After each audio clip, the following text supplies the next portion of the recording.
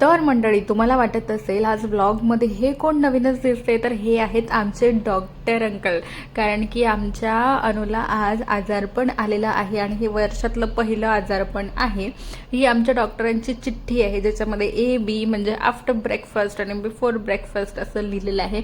जे मला काही केलं समजत नव्हतं म्हणून त्यांनी 4 वेळा त्याच्यावर घोटून काढलं. त्यानंतर डॉक्टरांनी दिलेली औषधं आणि थोडेसे फळं वगैरे नारळ पाणी घेऊन मी आता घरी आलेली आहे. आणि आता आम्हाला बरं वाटेपर्यंत हे थर्मामीटर इथेच राहणार आहे. मला आता खायची इच्छा नाहीये, मला काही खावंसं वाटत नाही आहे असं म्हणणारा अनु बटाट्याचं काहीही त्याच्यासमोर नेऊन ठेवलं तर गपचूप खाऊन घेणार.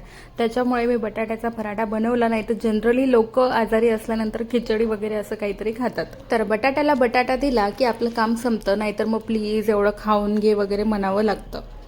तुला नारळ पाणी प्यावंसं वाटतं का? तर नाही. तुला फळं खावेशी वाटतात का? तर नाही. मग तुला काय खायचं आहे? तर मॅगी, असं बोलणारा आमचा पेशंट.